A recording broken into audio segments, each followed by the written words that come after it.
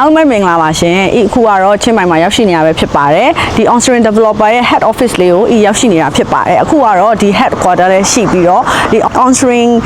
ရဲ့ဒီပေါ့နော် City Park ကြီးမှာရောက်ရှိနေရပဲဖြစ်ပါတယ်ရှင်ဒီ City Park ကြီးရဆိုလို့ရှိရင် Onsering ရဲ့ series တွေအကုန်လုံးဒီမှာတည်ရှိတယ်အမြင့်ဆုံးဖြစ်တဲ့ Habitat အလယ်အလတ်ဖြစ်တဲ့ Belief နဲ့အနိမ့်ဆုံးဖြစ်တဲ့ Housing လေးတွေလည်းအကုန်တည်ရှိနေတာဖြစ်ပါတယ်ဒီဝင်းကြီးရဆိုလို့ရှိရင်ဒီ Onsering City Park ဝင်းကြီးပေါ့နော်ဒီဝင်းကြီးမှာဆိုလို့ရှိရင်အကုန်လုံး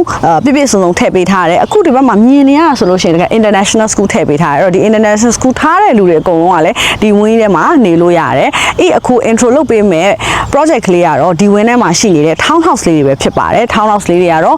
လူကိုယ်တိုင်လည်းနေလို့ရတယ်လို့ company registration လည်းလုပ်လို့ရတယ်အိမ်လေးတွေပဲဖြစ်ပါတယ်ဒီအိမ်လေးတွေကတော့ 2.9 million နဲ့စတဲ့ project ကလေးတွေပဲဖြစ်ပါတယ်ဒီ project ကလေးကိုနဲ့အတူတူလိုက်ကြည့်ဖို့အားလုံးကိုဖိတ်ခေါ်ပြစေရှင်အခုဆိုလို့ရှိရင် town house show unit လေးကိုရောက်ရှိနေပြီဖြစ်ပါတယ်အင်းနဲ့တူလိုက်ကြည့်ပေးအောင်เนาะဒီနေရာလေးကအခုလောလောဆယ်ဆိုရင်ဒါ town house အဝင်ပေါ့เนาะဒါ car parking ထားလို့ရတယ်ဒီနေရာကအခုလောလောဆယ်ကတော့သူအလွတ်ပေးထားတယ်မဟုတ်ဖ ೇನೆ ကိုယ့်အကိုနေမယ်ဆိုလဲဒီဟာကြီးကိုအမိုးတောက်လျှောက်ဒီအထိမိုးလိုက်လို့ရတယ်ပေါ့เนาะပြီးတော့လို့ရှိရင်အိမ်ပေါ့เนาะဒီအိမ်က120နဲ့ square meter ရှိတယ်အိမ်ကအရန်ကိုကျဲတယ်အောက်ထပ်မှာဆိုလို့ရှိရင်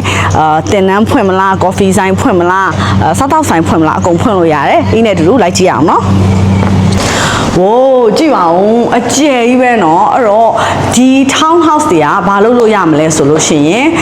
ဝယ်ယူထားပြီးလို့ရှိရင်ပြန်ငှားလို့ရတယ်စိုင်ဖွင့်ခြင်းသူတွေ၎င်းနေမဲ့သူတွေ၎င်းကိုယ်တိုင်ဘာလုပ်လို့ရလဲဆိုတော့ company registration လုပ်လို့ရတယ်စိုင်ဖွင့်လို့ရတယ်တင်နန်းဖွင့်လို့ရတယ်အဲ့တော့ဒီနေရာကိုဝယ်ပြီးသွားလို့ရှိရင် company ရှိတဲ့လူတွေအလုပ်လုပ်ချင်တဲ့လူတွေကိုလည်းပြန်ငှားလို့ရသလိုနေမဲ့လူတွေကိုလည်းပြန်ငှားလို့ရတယ်ဒီ space ကအရန်ကိုကျယ်တယ်တကယ်လို့ဒီဟာကအောက်မှာbusiness နေနဲ့မသုံးဘူးဆိုလို့ရှိရင်လည်းဒီအောက်ထပ်မှာနောက်တစ်ခန်းထပ်ဖွဲ့လို့ရသေးတယ်ပေါ့နော်အရန်ကိုကျယ်တဲ့ space ပေါ့နော်ဒါနောက်ထဲမှာဆိုရင်ဒါကသူပေးထားတာက kitchen space တကယ်လို့ဒီ kitchen space ကလည်းအဲ့လိုမသုံးဘူးဆိုလို့ရှိရင်အနောက်မှာ kitchen ကို extension လုပ်ဖို့ space တွေအများကြီးရှိသေးတယ်ပေါ့နော်အဲ့တော့ဒီဟာကတော်တော်လေးကိုကျယ်တဲ့120 square meter နဲ့အိမ်ဖြစ်ပါတယ်အဲ့တော့အဲ့လိုအခုဒီဟာကိုတစ်ခါတည်းအပေါ်လေးတက်ကြည့်အောင်နော်ပေါ်တက်မှာဆိုလို့ရှိရင်အိမ်ခန်းနှစ်ခန်းရှိတယ် master bedroom ကဆိုလို့ရှိရင်အရန်ကို spacious ဖြစ်တယ်ပေါ့နော်အဲ့တော့သူ့မှာထပ်ပြီးတော့ walking close up တို့ဘာလို့အကုန်လုံးကိုလိုလို decorate လုပ်လို့ရတယ်နောက်ထပ် common room ပေါ့နော် common room ကဆိုလို့ရှိရင်လည်း